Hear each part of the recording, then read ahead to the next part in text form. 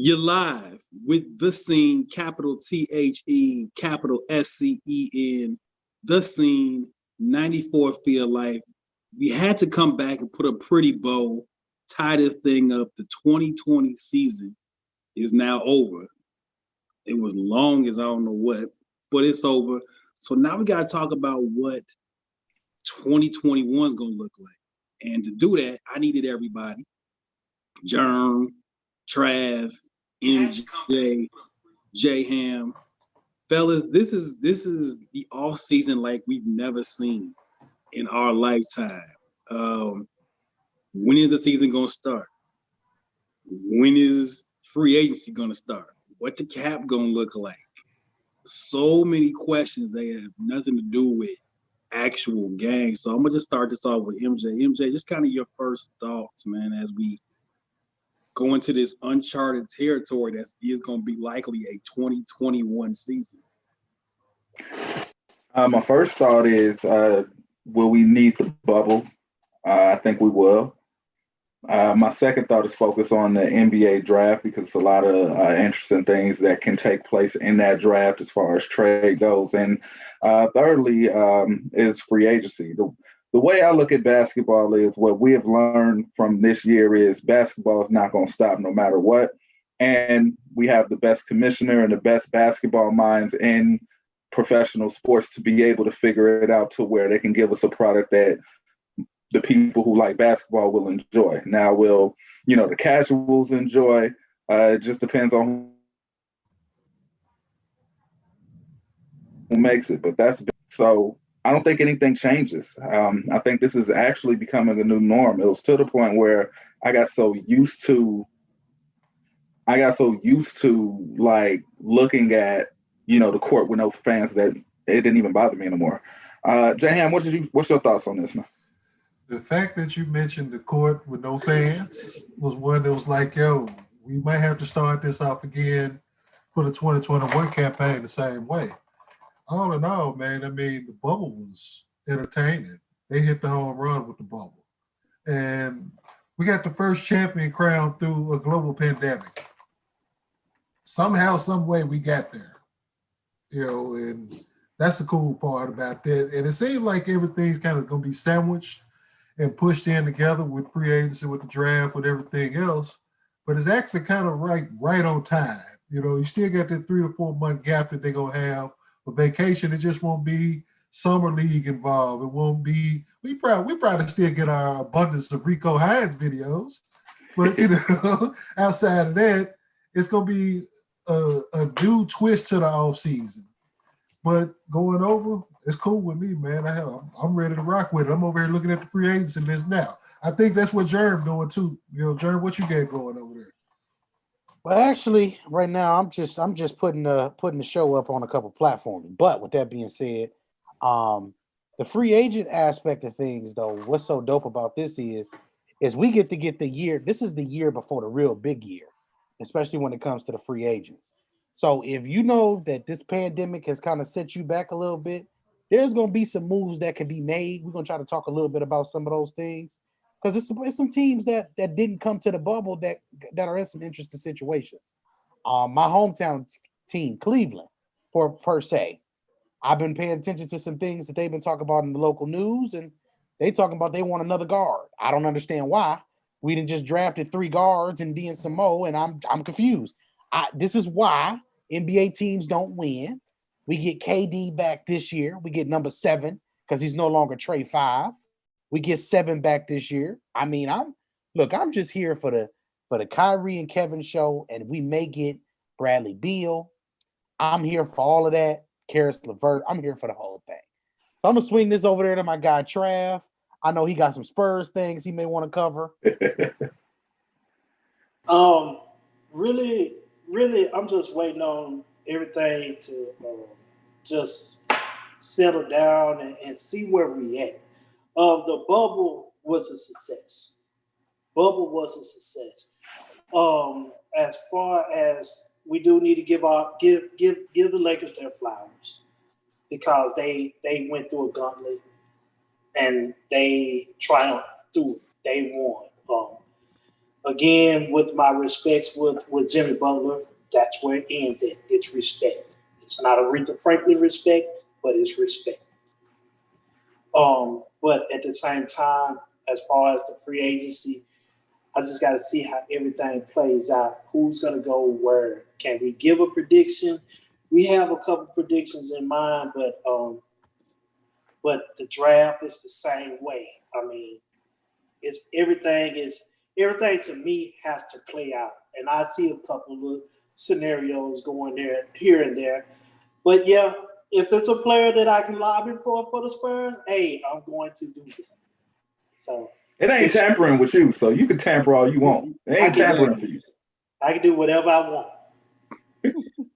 I think when you talk about the free agent situation, at first there was kind of the thought was, but 2020 is kind of a dry year, talent-wise. It's not necessarily a case that it's a dry year talent-wise, but I think, and we've talked about what does the money look like for players. AD is going to get what he wants. So AD, we don't even need to discuss AD. It's just going to be a matter of who wants to write the check. I'm going to think it's the Lakers, but AD's not affected by this. But there's a lot of really good players who are either player options restricted. So it makes for a really interesting decision because of the uncertainty of the bubble. If you're a player like Andre Drummond, Mike Conley, Gordon Hayward, do you say, maybe we need to opt back in?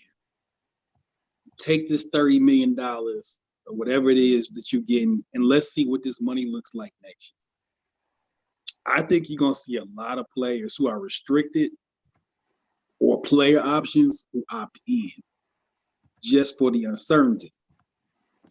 But there are a couple names out there, fellas. And I know I'm going to sing back to MJ because this has been his favorite player for about 3 years. And the first name that came to mind on this list for the unrestricted free agents is Fred VanVleet. MJ's guy for about 2 or 3 years. If you've been in 94 Feet of Life, join the group, by the way. MJ has sung the praises of Fred VanVleet for 2 years. And now Fred's time is here to get paid. I think Miami would be a great fit. If Miami decides to not re-sign Dragic, Fred VanVleet would be the first call I make if I'm Riley and them. MJ, he's your guy. What you talk about? Before I talk about him, let's go ahead and rewind it and let me explain to you why I knew VanVleet was going to be what he was going to be. Here's the thing. There's a lot of championship level guys in the NBA that just need the opportunity to be on a championship culture team. When I saw VanVleet, despite him being 6'0", I noticed towards the end of the season, his first year playing, they leaving him on the court with Lowry and DeRozan.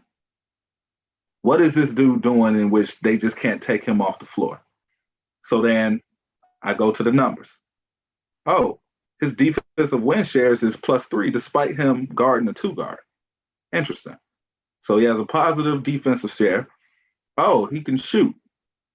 Okay, so his 3-point percentage is there. He doesn't need the ball. Wow.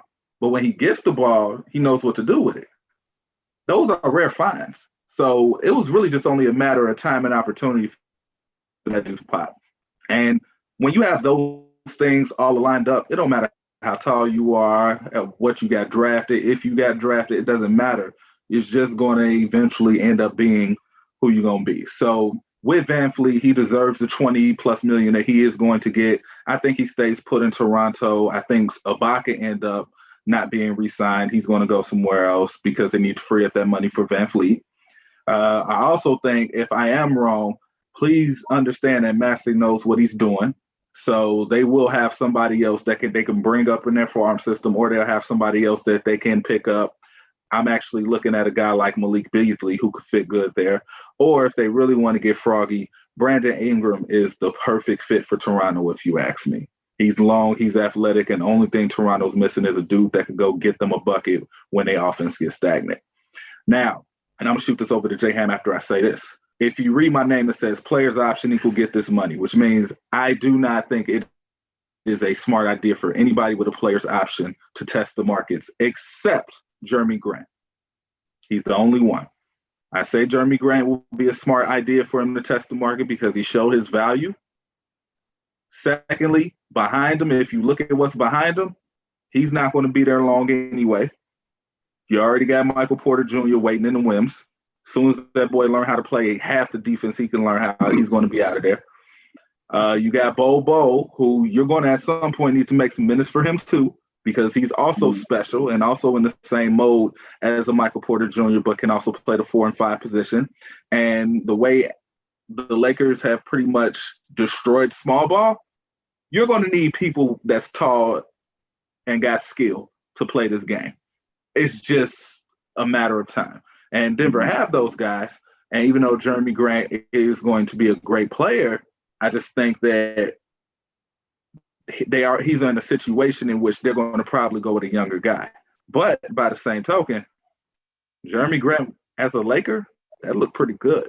Yeah. Jeremy Grant in Toronto, in Miami. I mean, any one of these championship caliber teams, hell, you can even put them in Golden State, who's not a championship caliber team right now, but you know they're coming.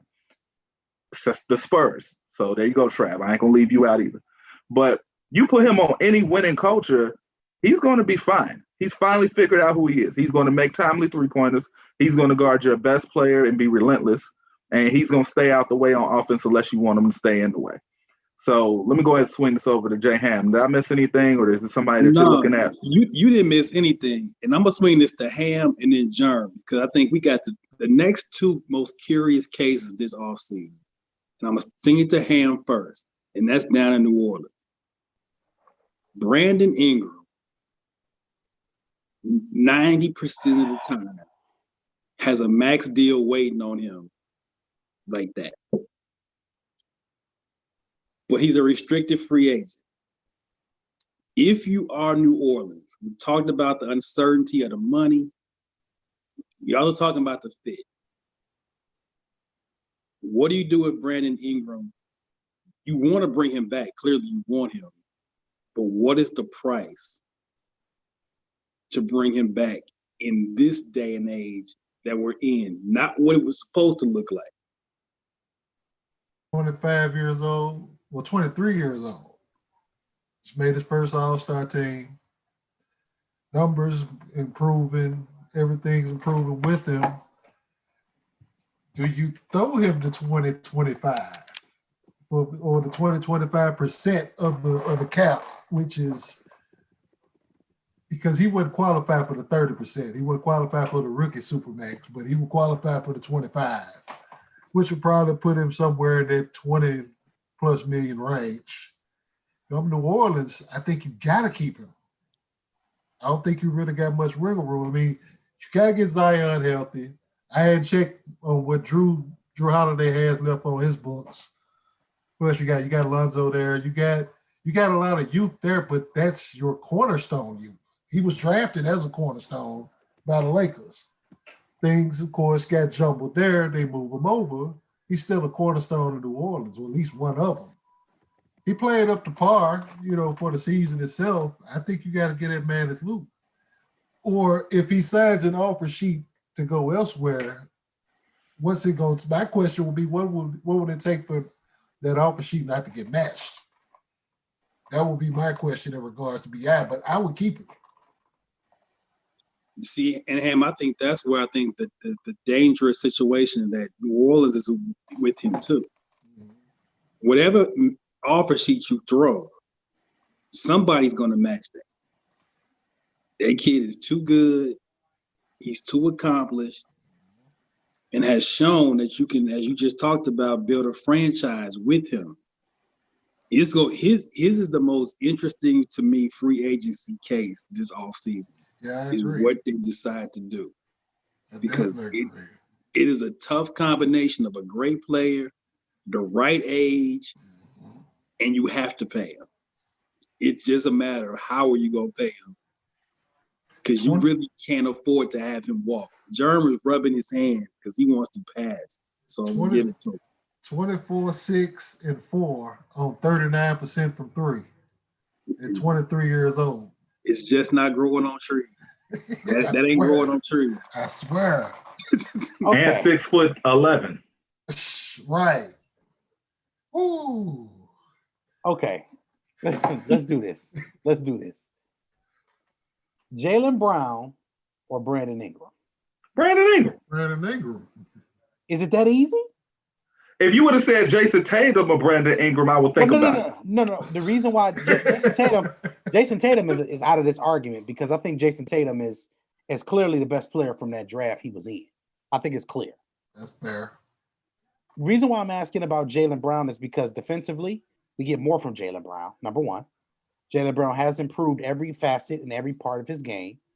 Jaylen Brown also has a distinguished role. And we know that Jaylen Brown may not be the guy that you say, hey, he's a number one guy, but he for sure can be a great number two option on a good championship potential team. We don't know that about Brandon Ingram yet. Shit, we don't yes, know. we do. Are we sure we know this? Yeah. Are we Now, sure? For the record, Did you not hear my litmus test? He passed every one of them. Hey, Every one. for the record, Brandon is the real deal.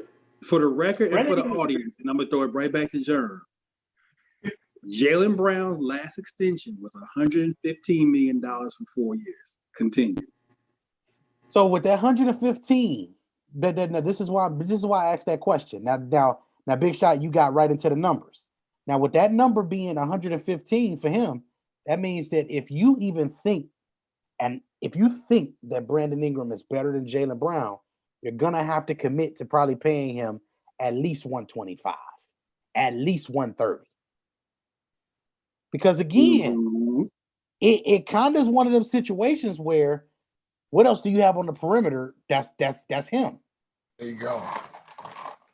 Now listen, I'm not a Brandon Ingram advocate. I'm just gonna be fair though. But I wanted to use the Jaylen Brown because Jaylen Brown is the perfect person to use. That's a great comparison because to me, if I'm Brandon Ingram's people, you can't come to me with 115 for. You can't. And y'all said it's easy to pick dude over Jaylen Brown. 150 for 5 years. Here's why I say it. Because Brandon Ingram is restricted though, correct? Right. Yeah. Right. Take that leash off of him. He could get it. Yeah. He could get it. Take the leash off of him. He can get it. He can get over it. So I love talking. I love talking. Whatchamacallit. Off season is the best season for me. I'm sorry. This is training mentality, and that's why I think it's a dangerous spot. Because if you're a team, I don't know the cap number, but let's just say, I don't know, Detroit. Let's just say Detroit, just for argument's sake. If Detroit says 155 for 5. Pack his bags today. Look. Pack his bags today. Because he's gonna be packed. No, you don't. Want to know why? No. I'm saying his bags is gonna be packed. He's gonna be ready to go to Detroit for that money. Oh, he's gonna be ready to. He's gonna be ready to go. If New Orleans is smart, they will match that boy and let Derek Favors walk. Because Derek Favors is also an unrestricted free agent, which means now you have leeway to be able to keep them together until it's time to re-sign Zion. When it's time to re-sign Zion, then you start thinking about who's going to stay and who's going to go. But I can tell you right now, Zion is also a rare talent athletically. Zion does not know how to play basketball yet. And the combination of Brandon Ingram knowing how to play basketball with Zion's ability to just do Greek freak-esque stuff, that puts you in a really advantageous situation. And let's not forget, if you are New Orleans, you have another ace in the hole too. You have a guy that every team is going to want if you put him on the market. His name is Drew Holiday. If you want to keep them young bucks together, you can. So don't pull an OKC and pull your trigger early and end up looking crazy. It ain't too many 6'11", 24 a game players out here that can score on all three levels and is physical and is tough and wants the game-winning shot. You don't let that go. I don't care who's on your team. You don't let that go. You just don't. But from a basketball standpoint, I would love to see it in Toronto. Trav, MJ, I hate you right now because it's just certain teams that it just makes sense for. It's certain teams. I can't argue with you in Toronto because with Toronto, that gives them one guy that they can go to get them a bucket. And if you leave, he got enough skill to be able to get the ball back to the captain at the top of the key, and that's an open three. Y'all don't want to get signed up for a Brooklyn and Toronto and BI at Toronto? Y'all don't want to sign up for that? I'm with it. I'm Toronto, I think with Toronto proved, I think this is, to me, I ain't gonna say it's a shame because Kawhi made the move he wanted to make, but it showed you how perfect the Toronto and Kawhi situation was. Toronto had all the dogs to do everything else. They just needed a guy to finish the game. Kawhi was the guy to finish the game for you. Whereas now in the Clippers, for all the talking the Clippers do, not as tough as we thought. And Kawhi wasn't the guy to finish the game. So a BI Toronto situation becomes very interesting. But the reason I wanted to pull Germ, and then we'll go back to Trav. Another curious case. Brooklyn. New York. We have BX. We have BX Burrow. Shout out Vic. KD been on the shelf for a year. We get KD. We get hopefully a healthy, a settled Kyrie Irving. We sung the praise in the bubble of Karis LeVert, Spencer Dinwiddie, what's big fella, Jared Allen, DeAndre Jordan, new coach. So Germ, I'm saying this to you. I know Germ is all things KD and Kyrie. They're gonna swing it down the track. If you're Brooklyn, Germ, how long do you wait during the season, whenever it starts, before you explore the Bradley Beal situation? I'm gonna be honest with you. I just need 3 months. I need 90 days to examine my situation. I'm not gonna lie to you, and I'm not trying to be funny. Karis LeVert, as much as I love the player, is not Bradley Beal. Bradley Beal is on the Ray Allen diet of 15 shots a game, and about 8 or 9 of them after him playing good defense on the other end, and about 5 of them being threes from being a 20-point-a-game scorer and probably only needing to take 12 to 15 shots. Remember that situation with Boston? You got KD, who we know don't have to take 20 shots a game to get 30. We already know that Bradley Beal can score efficiently. It's just a matter of he's been scoring in volumes. We've seen him do it. That 50-point explosion, he was getting them. He was like rocket pads all in that ass. It was going. I gotta get the Jay-Z reference in there. Rocket pads, like all in that ass. It was there. So it was bad. But this is the thing. Kyrie is the person that I'm most worried about with Karis LeVert still being on the team. Because Karis hasn't found his niche quite yet when it comes down to being an offensive player. In the bubble, he was the guy. In the new bubble that we're going to have, he will not be the guy. He's going to have to be a lot more off the ball. He's going to have to score in certain situations and capitalize. And those are things that I'll be worried about with him. But the other part is, with KD and Kyrie on the floor, Beal provides better spacing. We're just going to call it what it is. And if you one-on-one with Beal in a triple threat position with a live dribble, he still can cook. Other people gonna mix. He gonna cook. So I'm here for this. 90 days. DeAndre can stay because this is what it's gonna take. It's gonna take LeVert. It's gonna take Allen, and it's gonna take a draft pick. and probably one other player, probably like Joe Harris, in order for that to happen. I'm gonna swing it over to Trav because I don't want to hold it. I'm holding the ball too long. We're gonna get this back around the horn because I know both Ham and MJ got something on this, and I know Big Shot. It Big don't. Shot, he just like to start trouble. It don't take no 90 days. It don't take no 90 days for this. It don't take me 300. You ready? You ready now? You need to. You need to. It don't take no 90 days to figure out. Hey, this is Bradley Beal. If you will look to my vision, it's below me. On y'all vision, it's on the left of me. Bradley Beal averaged 30 this year. And he probably took 50, right? And it is 15 to 20 shots. Yo, he put that on the. Oh man. Yes. So when you put Bradley Beal in a situation, now Black youngster, Bradley gonna get you 20 just playing basic basketball. It ain't even about this. And KD the same way. KD is such an efficient scorer. You put them three together, and you may keep a Joe Harris, but Dinwiddie, you can put a Dinwiddie in a LeVert package for Bradley.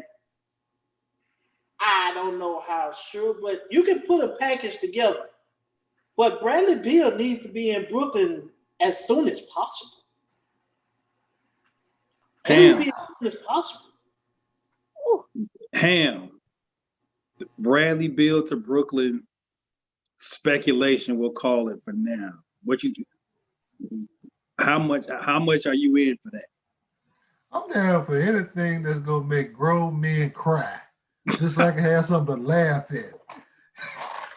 But yo, that would be live though, because one thing we don't, not us, but just in general, in the mention of Brad Beal, dude checks up on the defensive end, man. You know what I'm saying? So he can get it on that end. With Kevin, you can bring DeAndre in certain situations as well that can help them. But the legs that they got, and then they playing for Nash. So we're going to see some unconventional things going on all year. Just with them. Nash already talking about playing Kevin at the 5 zone. Just because we're going to mix it up and throw our lineups out there and see what we can take advantage of matchup-wise.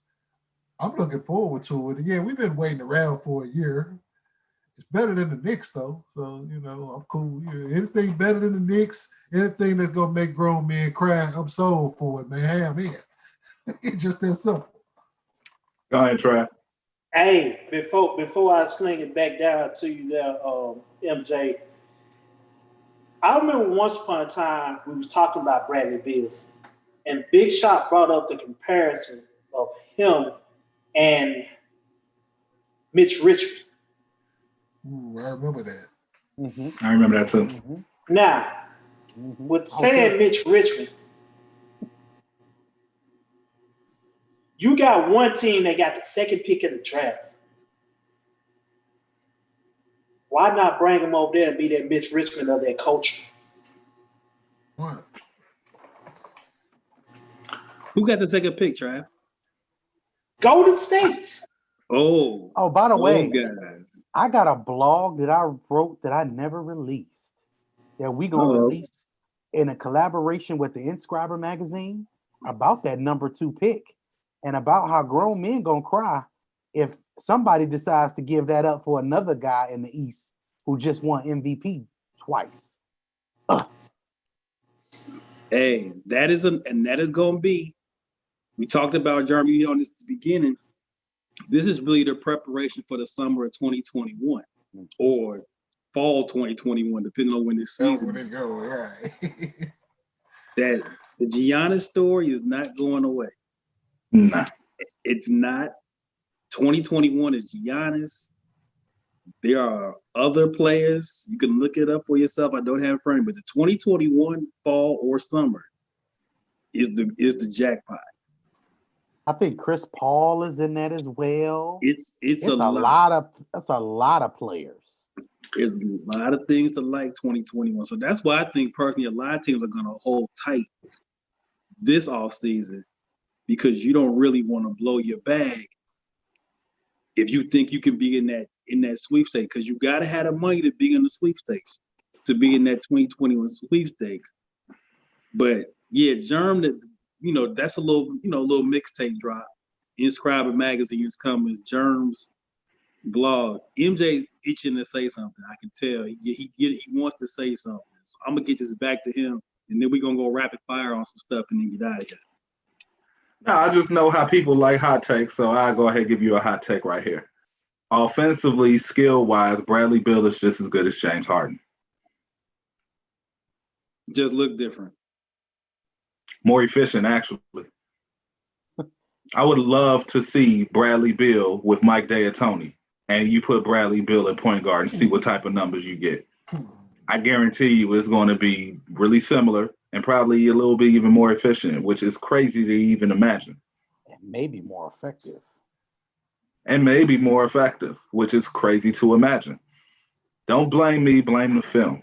I have no feelings involved. I don't even know James Harden personally. I know what the film says. Bradley Beal is really like that. So I didn't really get around to this because, everybody's gung-ho with him going to Brooklyn. I'm not. I want him to have his own team, and I want him to just go crazy. Because we saw a taste of it when John Wall was hurt this year, but he didn't even have real pieces, and you saw how crazy he went. Imagine if he get the pieces. Go ahead and come to the Bulls, bro. Hey, y'all know my Oh remedy. man, get this dude out of here. Hey, Come on to the I Bulls. feel him because y'all know my remedy. You can always come to the bluff. I can get you Jerry Lawler's crown if we need to get that done. Whatever's gonna take. And then like I told y'all the other day, we got a selling point now. We got Ja.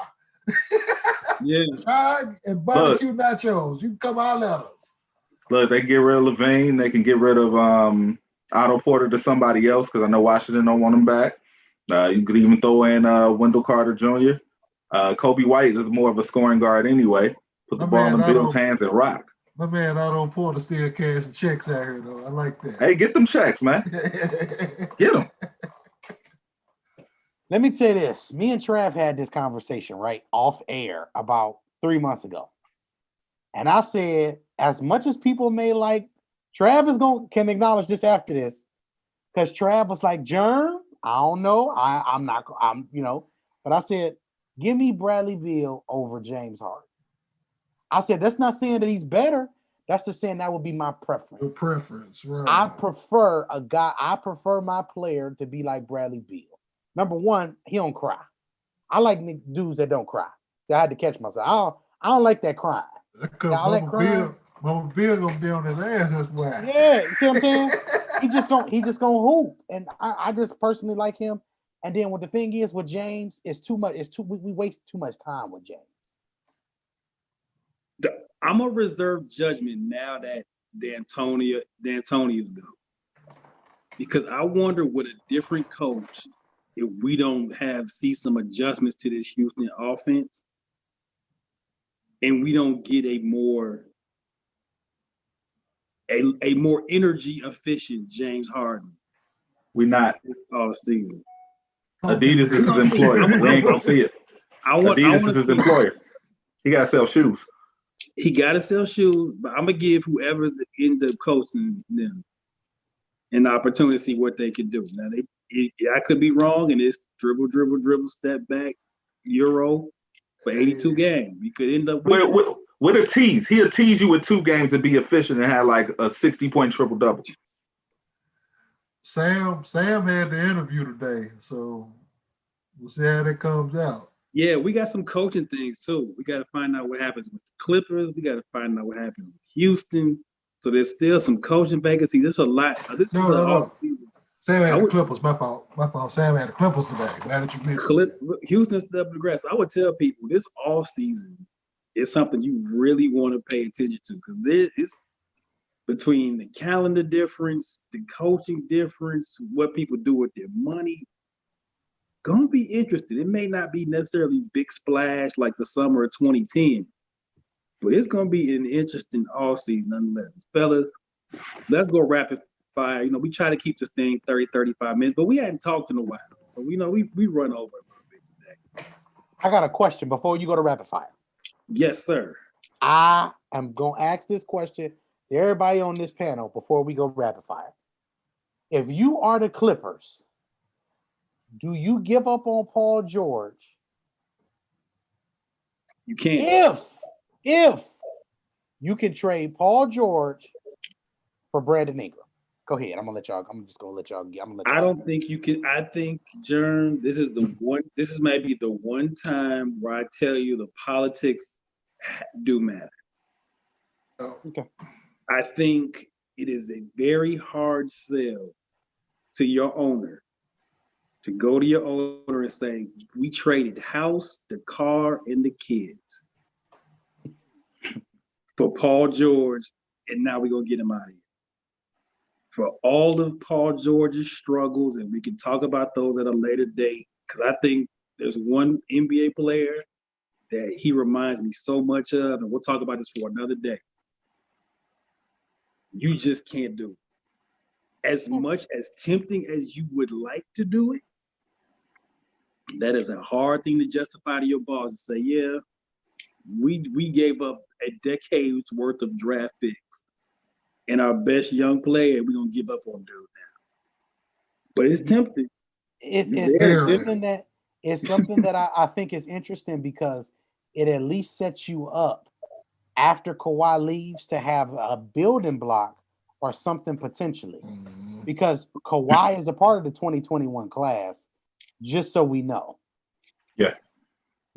It does. I'm just throwing something. No, it's not a bad thought. I just know if I'm GM and I have to go to my boss and say, yeah, we want to do this, how that's going to look. MJ, go ahead. No, I was just going to say with the Clippers, what they did do, because we're always talking about, this looking at the season as a failure. I tell you what, this was a success for one reason and one reason only. How many times could you convince two of the top 15 players in the NBA to say, you know what, I want to be a Clipper? That's never happened. Exactly. And you know what? And you know what? In this era, nobody cares about reputation or prestige anymore.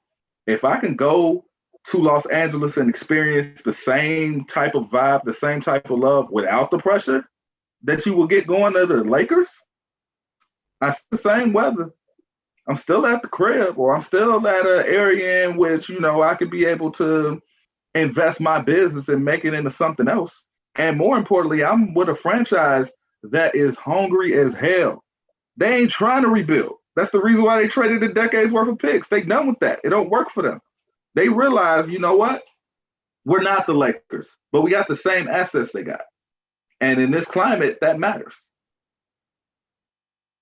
We definitely going to come back to, over the course of the offseason, we will be here for you because Paul George is worth half a show to me.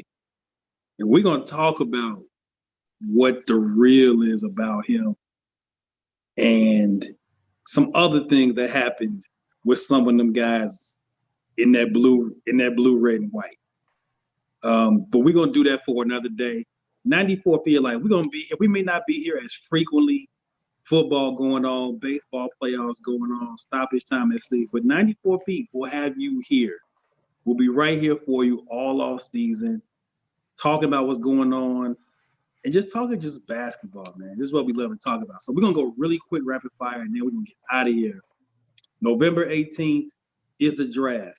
MJ, let's assume nobody trades their pick. Everyone's pick is what it is on November 18th. Minnesota picks who? Golden State picks who? 1 and 2. Minnesota's picking LaMelo Ball. It's already been reported. I don't foresee them not going away from that. Yep, they're going with Melo. Good luck, LeVar. It's kind of cold in Minnesota, so hopefully I'll work that out. Now, the second pick, if there is no trades, I think Golden State should get Edwards. He's that good. It was a saying that Bobby Knight said back in the day when Bowie was available for Michael Jordan. And Bobby Knight told Portland, you need to get Michael Jordan. They said, we already have a shooting guard. He said, put him at center. Anthony Edwards is not going to be the next Michael Jordan. I'm not saying that. I know you have Klay Thompson. I know you have Andrew Wiggins. I know you have Steph, obviously. Put Edwards at the 5. Fuck it. He's really like that. He's not a game with him. And you have a chance to do something that the great elite franchises have done, which is the reason why they have so many franchise championships, is continue to keep building and never have a layoff. You do that with Edwards because Curry only got about so many years on this body. Klay only got so many years on this body. Right around that 5th season, you pass that thing over to Edwards. You really think Golden State can't get a big out of free agency? You really think Ibaka going to be like, nah, I don't want to go to Golden State? Really? Which I might add, he's an unrestricted free agent. But neither here nor there. I will go Edwards. Trav, Spurs question. DeMar DeRozan apparently is going to opt out, which we think is kind of unwise in this climate, but he's going to do it. Are you done with the DeMar DeRozan experience as a San Antonio Spur? It is what it is at this point with DeMar DeRozan. Does his mental health issues involved in that? Maybe, maybe not. I hope he's learned to talk with it and deal with it and handle it as such. Will we want to keep him? Yes. But that's on him. Me, honestly, if he gonna go, Pop ain't afraid to let him go. He'll probably invite him to go. So, I mean, it's over with, it's over with. So that's all I gotta say about that. Jay Ham over there in Memphis. College basketball starting in about a month and a week. Memphis Tiger basketball. Obviously, no Wiseman this year, but does Penny need a NCAA tournament win? We know he's the king of Memphis, but is an NCAA tournament win minimum expectations this season? No. One, he's spending hard away. They're going to be patient. It's going to be barking, but they're going to be patient. 2, the pandemic threw everything, expectations, all that it's got everybody mind in a haywire state. So I'm going to say no. And then he also, I won't completely say no, though, because it depends on what he really has coming to him on campus. I know they signed some dudes, got some commitments, got some transfers going out from last year's squad as well. Tyler Harris won't be back. A couple other guys, I couldn't remember. It was all situation. It's been that long, but he needs to get in the tournament first. First things first. If he can get in the tournament, I think that'll soothe a whole lot, going down the road for him. And a tournament win, even if it's just one, that's a bonus. We'll take that too. But I think the people in Memphis are really more concerned with the independent committee's result and what they're going to come out with this punishment over the James Wiseman stuff. True. Which I think we're finna get smacked hard. Like lost a game, lost of him, for a few games, whatever the case. But I think that's that's more of a concern than them getting to the tournament. Just what's going to happen with this infractions committee. Germ, we slipped a little college hoop in there on y'all. We're going to have a full college basketball preview, I think in a couple of weeks. We're going to try to get our man Greg Jones. Hey, get G on. We got to get our man Greg Jones. First of all, the biggest mistake Zoom ever made was allowing MJ to have control over his captions. Yeah, because I'm finna start doing that too. I just figured out where to go. So okay. We need to call Zoom. We might need to get our Zoom downgraded to Zoom grade bronze so that MJ and Germ can't control their names on here. Germ, I'm going to give you the last rapid fire and then we definitely going to get out of here. Germ is up there in Cleveland. So, Germ, my question to you is: do Andre Drummond and Kevin Love both finish the year in Cleveland? Honestly, I would say no. And the reason why I say that is because Kev, believe it or not, he would love to stay, but I think you kind of have to get Kev out at this stage. And I think Drummond, as good as he is, man, I just think at the end of the day, it's some things you can really get, man. And Cleveland, if you're gonna build this guard-oriented team, I mean, you're probably gonna have to do kind of like what Houston did: get them bigs out the lane, and let Darius Garland and Colin Sexton and Kevin Porter Jr. and man, look, it's just too many guards, man. That's just too many guards. Man. I can't do this, man. They did remember last year they shipped Jordan Clarkson away to Utah. Yeah, they did. They got a whole bunch of guards that all do the same thing. All of them are ball dominant. And the one that got the most potential is Garland. Yeah, I like Garland. Garland is Lillard light on the low. Yeah, he gonna say he a real bulldog. I think, just side note, I think Colin gonna be the one to have to go if it was me. Right. But that's another story. We're gonna get to that. Remember, y'all, if you're on Facebook, 94 Feet of Life, join the conversation, join the group, keep your goat talk to yourself, but definitely we enjoy the conversation for sure. The Scene, capital THE, capital SCEN. Subscribe to the YouTube. Turn your notifications on. We got stuff coming for you almost every day of the week with the football, with the basketball, soccer, baseball playoffs. Free Ty Love, by the way. Free my man Tyrell Love out there struggling with the Dodgers. Ty, I don't know what to tell you. You got the Lakers, brother. That's all I can tell you, brother. And your Dolphins won the other day too, Ty. So you right there. You all right there, Ty.